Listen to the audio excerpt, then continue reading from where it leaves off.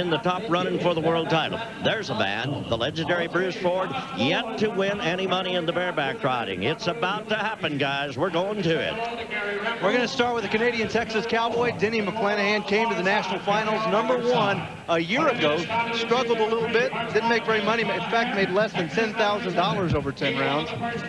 Right now, #9 in the world, #12 in the average, and already has 7,000 to his credit in 3 go-arounds. Well, we're going to start off with a super horse that comes from Canada. Here's a horse called Yet Marvelous. Now, the pin of horses the guys are getting on this evening, they're just a bunch of nice ones. Kelly Wardell, the bareback riding director, 2 times NFR qualifier in this event. He kind of sets the pins each night. Boy, the guys really had some rank ones last night. He said, I'm going to give them a little time off tonight and then bring back another rank pin tomorrow. So we should see some great rides. I don't think that you can call it a night off, but it's going to be a little more relaxing for these guys over from what they've seen the last 2 go-arounds. Well, when you go, if you took these horses and just put them out there in the rodeo world, you could win first most of the time on any of these horses when you draw them through the course of a rodeo season. So a day off doesn't necessarily mean they're not going to buck. They're just nicer to ride. 81 for Denny McClanahan, now to Pete Hawkins, another Texas bareback rider. Well,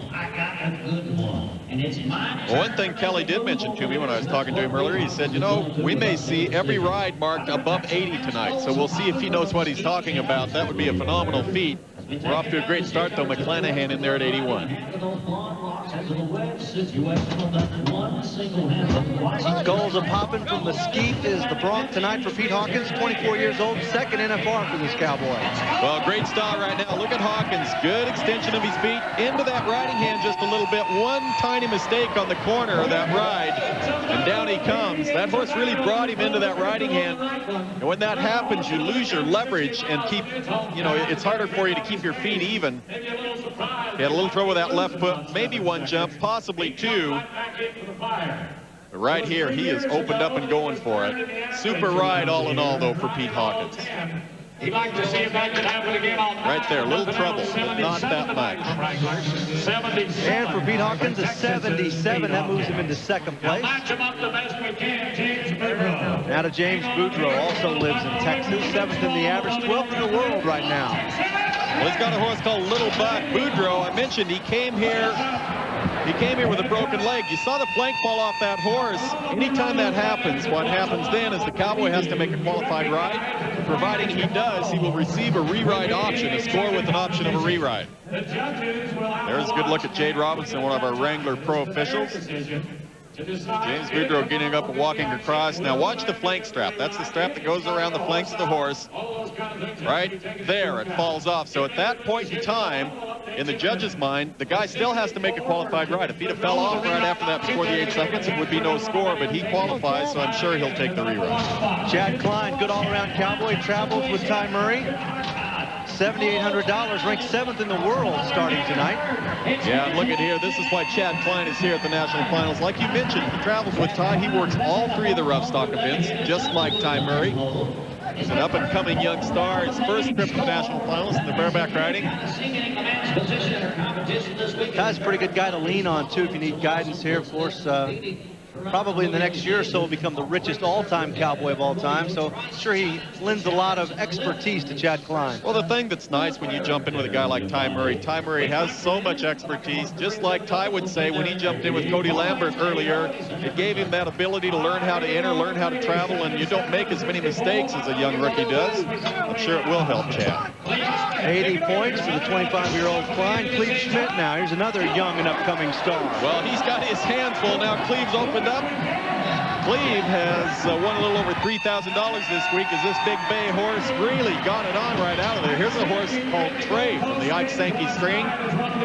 Pretty tough move right there to the right. And Cleve Schmidt's on the ground. Now there's the mark out right there. Now watch this horse. When I say a move to the right, that's a definite move to the right. Cleve Schmidt held his feet in the front end, picked up that timing. That was a super ride. The horse weakened just a hair. There's Ike Sankey, a good look at him. Ike Sankey competed 2 times in the national finals in saddle bronc and bareback. Well, not 2 times, many times in 2 events is what I mean to say. He knows what he's doing, and he knows how to bring great horses to these. The 78 Cleve Schmidt moves to third place alone now. 81 still the score to beat, set by Denny McClanahan. Now to Eric Swinson. Texas, Copenhagen Lady is the horse tonight. Well, Eric sits number 10 in the average right now. He's won a little over $3,000, much like Chad Klein. But you look at this, you run these good horses under these guys. They don't get here by not being great bareback riders. He may have had a little bad luck in go-rounds 1, 2, and 3, but he just made a beautiful ride in go-around number 4. And you got to have the women's side of the equation come for you tonight. Another youngster, just 24 years old. Career earnings just over $100,000. Now you notice that collar around Eric's neck. I talk about this event being probably one of the most physical demanding events in the sport of rodeo. All that does is it keeps that neck from getting a lot of stress and a lot of wear through the course of a rodeo season. Great ride. Mark Gomes now. Hutchinson, Kansas, 4th national finals, missed the last 2 because of some injuries. Gomes in pretty good shape in the average, splitting 4th, 5th, and 6th. Big paycheck for the average winner at the end of 10 rounds. That's the guy that compiles the most points on 10 head. The Colt Python, that comes from James Harper's string. We watched Clint Corey earlier this year win the rodeo down in Jackson, Louisiana, or Jackson, somewhere down south on our Wrangler, Mississippi. Excuse me, I was busy watching the ride and forgot where we were. Good, solid horse. 83 for Mark Gomes. He now takes over the top spot in the go-around as we do move to Bruce Ford. Guy that seems to just be an absolute ageless cowboy. 19 trips to the national finals rodeo and 5 world championships. Well, Bruce comes in here. He has missed 2 horses out of 3 here at the national finals so far. Something you don't see him do very often. Here's a good veteran little bareback horse called Scholes Annie Oakley, and the flank fell off this horse, as you can see. So Bruce Ford will receive a re-ride option. You know, these guys, they lean back during the course of that ride, and there's a little trip on the flank that they take the flank off after the ride. That's what happened right there, and Bruce Ford will receive a re-ride. Well, we'll get to see Bruce Ford again right now. Mark Gomes, Deb Greeno from Red Lodge, Montana, settling in. Greeno, tough couple of rounds, but opened up a little bit last night, made some money. A little more than $9,800, and that's what he needs. Right now, he is well back in the average, but number 5 in the world. Yeah, and look out. This is the kind of horse that Deb Greeno likes. Wild, flashy, turns back. Deb Greeno, great style, good control. All combined in that ride right there for Deb Greeno as he's chasing Mark Gomes' 83 points. He may just get it. Greeno won the world title in 1993. He won the NFR average that same year.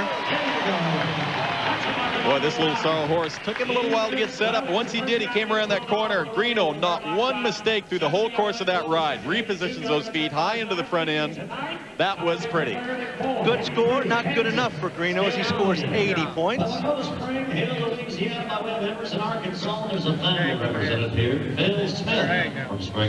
Eric Mouton getting set now. Mouton, the defending world champion, a little bit slow. 8th in the average, 13th in the world. Not the best of years in 1998. Well, no, but he made a big move halfway through the season just to get to the national finals. Eric, last year's world champion bareback rider. I think he wants to make a statement also. He's starting off having a pretty darn good week. He placed on his first horse. Won the average here a year ago, also won the world championship, made $77,000 at the NFR a year ago. See how quick he sets those feet right back into the horse before the horse lands on the ground. In a judge's mind, that's control. That's what you like to see. Boy, that was outstanding. And the defending world champion scores 81 points. That's good enough to split 2nd, 3rd, and 4th. Here's Chris Harris, the cowboy that won the go-around last night. Well, Chris Harris sets number 2 in the average. He's 5 points behind Larry Sandvick, and this big sorrel horse is putting a few moves on him there. You see that rigging moving one way or the other from the shoulders of that horse rolling. Skull Sweet Betsy from the Bar T Rodeo Company. This is an impressive young bareback rider right here. Boy, he is. Gutsy almost won the $50,000 at Calgary this year. Well, he's already got over $20,000 in his pockets as we go into go-around number 4. He wants to win a lot more than that. As you can see, the aggressiveness. That's what's so impressive about Chris. He is so aggressive. 80 points for Chris Harris, the son of a senator from the state of Texas. Now to Rocky Stiegel. Stiegel's a cowboy that's fighting around that top spot of the Crown Royal World Standings, trying to win his first world championship at the age of 36. Well, Rocky, he's trying to slip out of there on this horse. A little tough to get out of the chute on. Mark Gomes with an 83. He's on top. Denny McClanahan with an 81. Mouton also with an 81. And then there's a trio at 80. Let's see if Rocky Stiegel can shake things up just a little bit. Well, Rocky comes in about $8,000 behind Clint Corey. He's about 6 points behind Larry Sandvick in the average. He is riding very, very good. $15,000 in his pockets already. It is going to be an outstanding race before we crown a world champion in this event. If you follow the Wrangler Series on ESPN, here's the guy that won the bareback title this year in our regular season. So Rocky's trying to kind of keep his weight up off of that horse. These horses, they're smart. They can feel you when you kind of slide in there and get ready to knock. I'm going to give Rocky a break now, I think, and change to Larry Sandvick, KC, Wyoming. Rattled a lot of change over 3 rounds here at the National Finals Rodeo. He's won $21,000. He's number 2 in the world. He's number 1 in the average. It's early, but things look really good for Sandvick. Yes, and these kind of horses fit Sandvick. He is going to open up and get all he can out of moose milk. Now down the arena he goes, Larry Sandvick. You get half your marking on how well you ride the animal. The other half comes from how well the animal bucks. I think Larry did all he could do. That was a beautiful ride again by Larry Sandvick. Number 1 in the average by 5 points ahead of Chris Harris. Well, we watched Chris Harris go. He was 80 points, so Sandvick's got a little cushion to work with. Let's go. Patiently waiting for the score. 74 is the score for Sandvick. Now raising it back up for the satisfaction or not this time. Got a nice haircut just before the national final started this year. Shave it as close as you can. Rocky Stiegel now.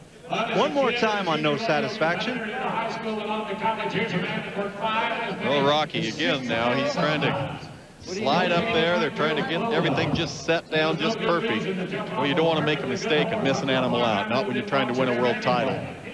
We watched Deb Greeno have a few problems with that in the last 2 National Finals rodeos, and it cost him winning the world title both times. Well, he's still not ready. Now we're going to change to Phil Smith, Spring Hill, Louisiana. First National Finals for him since 1993. He's been close a couple of times, hasn't been able to make it back, finally does. That's a good look at that protective vest Phil wears there. He helped design that. It's actually designed specifically for bareback riding. It has that collar, kind of protects that neck a little bit from injury. Great innovation for this sport, I'll tell you that. Saves these cowboys a lot of injuries. Well, it certainly does. Now, Phil spurred over that horse's neck, but he got right back in control, so he won't get docked much for that. He will a little bit, one mistake. Can't really look at it as a mistake. It's just being so aggressive. Anchor Bay from the Corco Rodeo Company. Phil gets set down on the ground. And we'll take one more look. Well, again, now watch the control I talk about. Watch how quick his feet go back into the front end of that horse. Really no mistakes during that ride. One little bobble when he spurred over his neck, but that's all right. 76 for Phil Smith. Everybody is chasing Mark Gomes, who has an 83. 2-point lead in the go-around right now over Eric Mouton and Denny McClanahan. Got a few re-rides, and here's Clint Corey from Kennewick, Washington, who just moved to Oregon. Well, Clint Corey knows the guys are knocking at the door, and I think he felt it in go-around number 4. That was an outstanding ride for Corey. Boy, he took another shot. Now, he got hung up in last night's go-around. Last year, I was kidding a little bit about Clint Corey. I said he's got wrists the size of a girl's wrist. So he said he went to the gym and started working out. So I saw him before the rodeo tonight. He goes, what'd you say about my wrist last night? And I said, you must have been spending some time at the gym because you didn't get hurt last night. But we were glad to see him get out of that round. Now watch, this is Corey right here. This is why he's been a world champion. Very aggressive, great style, 82 points by 1 point. He moves into second place. 4 times he's been the runner-up to the world champion. 1 time he has managed to win it, trying to avoid that spot again this year. Here's the guy that's trying to unseat him, Rocky Stiegel, Sanger, California. Maybe the third time will be the charm on No Satisfaction. Well, there's that horse again. You see that neck around the rope around the horse's neck. They got him tied in the chute to keep him from mashing Rocky into the back of the chute. That's just a protective device. Rocky wants to slide up there and get a shot at him. Well, a good mark out. That's what we were worried about right there. Here he goes with Stiegel. Very aggressive, comes around that corner. Stiegel opening up. Boy, no problem. Rocky Stiegel is riding so aggressive and so confident. It's great to see. Well, it's going to be a great finish because really Sandvick and Corey seem to have found the groove as well. Whoever makes the first mistake, whoever blinks first is going to drop out. It's going to be interesting to see who finishes as the world champion.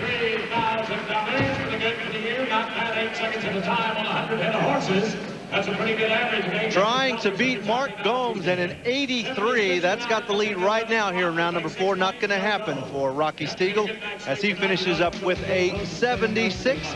Bruce Ford's getting set for a re-ride. We'll return.